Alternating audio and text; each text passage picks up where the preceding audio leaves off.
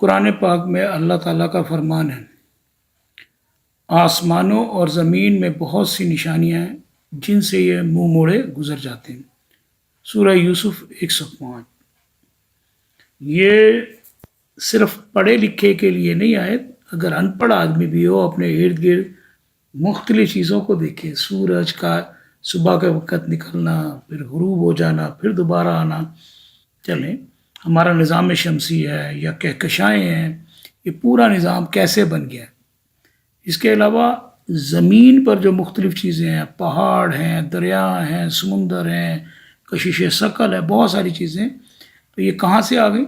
یہ سب کچھ اللہ کے ہونے کی نشانی ہیں۔ آخر سائنسدان اس کائنات کی تخلیق میں خدا تعالیٰ کے تصور کو کیوں نکال دیتے؟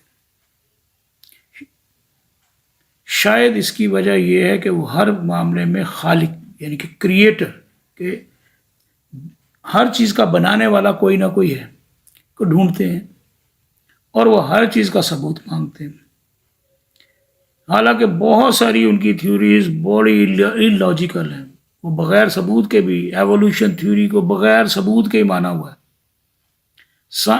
ثبوت کے مانتے ہیں۔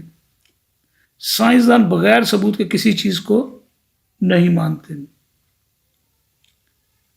لیکن بہت سی چیزیں ایسی جن کا وجود ہے لیکن سائنسی لحاظ سے انہیں ثابت نہیں کیا جا سکتا۔ مثلا ہم خواب دیکھتے ہیں، خواب میں ہم پورا ایک واقعہ دیکھ لیتے ہیں، وہ ہوا ہے، لیکن کیا ہے سائنٹیفکلی ہم پروف نہیں کر سکتے، تو خواب کا ایک وجود تو ہے،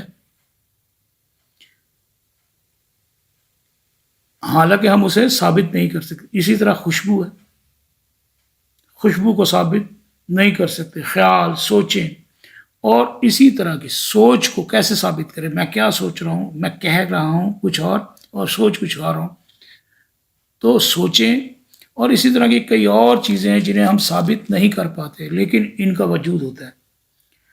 ہر تخلیق اور ہر شے کی تخلیق سے متعلق جب بھی کوئی بات سائنسی اصولوں کے مطابق نہیں ہوتی ہے یا سائنسدان اسے سائنسی اصولوں کے مطابق نہیں پاتے ہیں تو وہ اسے اتفاقی یا حادثاتی عمل کا نتیجہ قرار دیتے ہیں، اور سائنسدان اس پوری کائنات کے بننے سے لے کر اس زمین پر جو مخلوقات تخلیق ہوئی ہیں ان تک تمام معاملات میں جو حادثات اور اتفاقات استعمال کرتے ہیں نا، اگر ہم ان سارے حادثات اور اتفاقات کو لے لیں تو وہ لاتعداد ہی ہو جائیں گے۔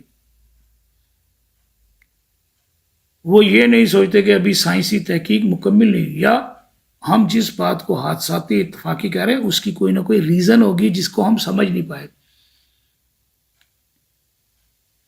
اور جو تحقیق ہو بھی رہی ہے شاید یہ تحقیق مکمل نہ ہو، قیامت تک اللہ تعالیٰ نے بہت ساری چیزیں راز میں رکھی۔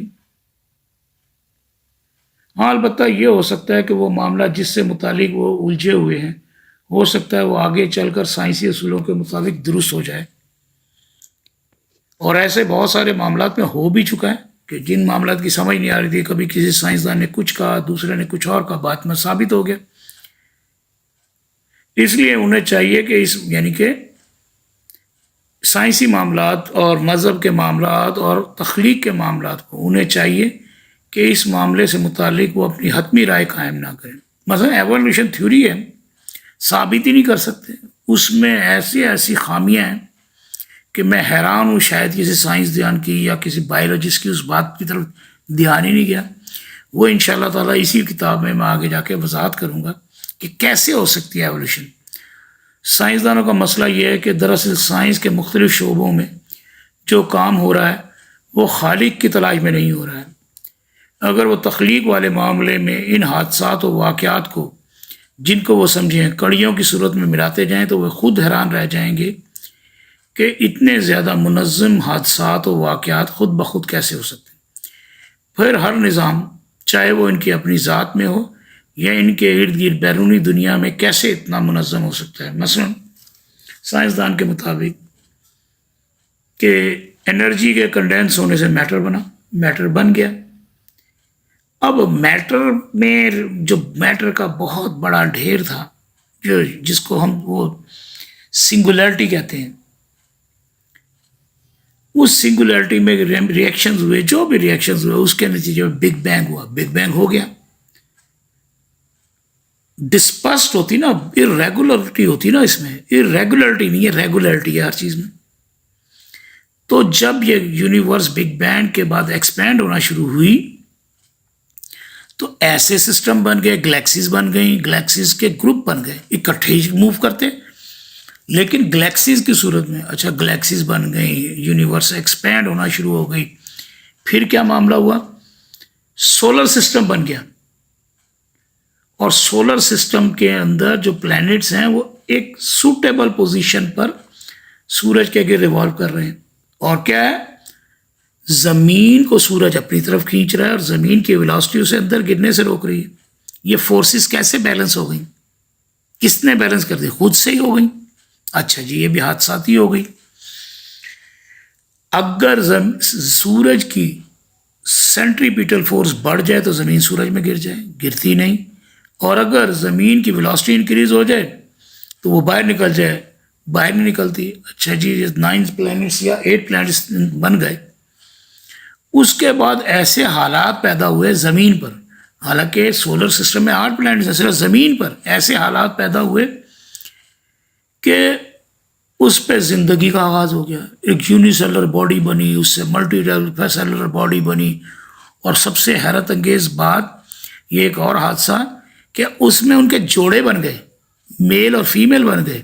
پھر انہیں یہ بھی پتہ چل گیا کہ انہوں نے اپنی نسل کو کیسے آگے بڑھانا ہے. اتنے حادثات، اتنے. وہی بات ہو گئی کہ میں نہ مانوں. جنہوں نے اللہ کے وجود کو نہیں ماننا، نہیں ماننا.